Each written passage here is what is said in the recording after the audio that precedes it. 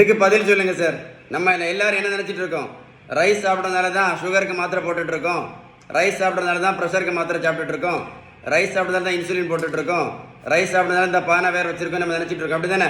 அப்படிதான் நம்ம நினைச்சிட்டு இருக்கோம். நான் கேட்குற கேள்விக்கு எனக்கு பதில் சொல்லுங்க சார். இப்போ சரியா? வட இந்தியாவில், நார்த் இந்தியாவில் அவங்க ரைஸ் சாப்பிட்றதே இல்லையே, சோறு சாப்பிடவே மாட்டாங்க, என்னைக்காவது ஒரு நாள் சாப்பிடுவாங்க. எத்தனை பேர் இன்சுலின் போட்டுருக்காங்க வட இந்தியாவில்? எத்தனை பேர் சுகருக்கு மாத்திரை சாப்பிட்டுட்டு இருக்காங்க? எத்தனை பேர் ப்ரெஷருக்கு மாத்திரை சாப்பிட்டுட்டு இருக்காங்க? எத்தனை பேர் இந்த பானை வேரோட உட்காந்துருக்காங்க? இதுக்கெல்லாம் பதில் எழுதுங்க சார், கமெண்ட்ஸில் பதில் எழுதுங்க.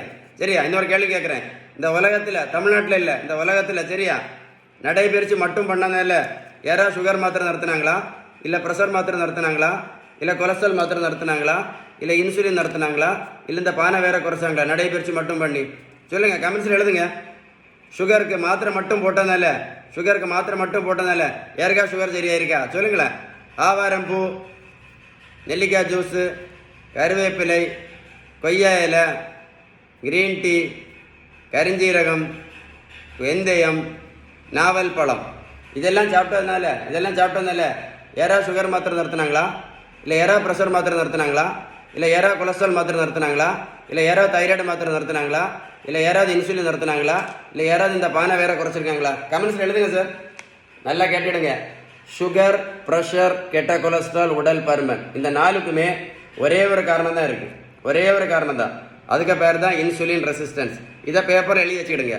இந்த இன்சுலின் ரெசிஸ்டன்ஸை சரி பண்ணணும்னா ஒரே ஒரு வழி தான் இருக்குது, ரெண்டு வழியெல்லாம் கிடையாது, ஒரே ஒரு வழி தான். அதுக்கு பேர் தான் பேலன்ஸ்டு டயட்.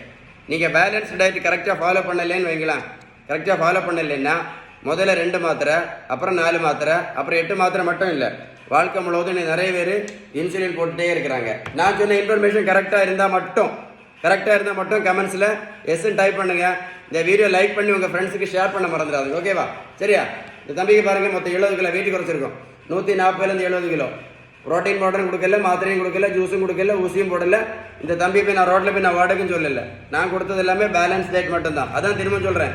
நான் சொன்ன இன்ஃபர்மேஷன் கரெக்டாக இருந்தால் மட்டும் கமெண்ட்ஸில் எஸ்ன்னு போடுங்க. கரெக்டாக இருந்தால் மட்டும் லைக் பண்ணி ஷேர் பண்ணால் போதும். ஓகேவா? Stay tune.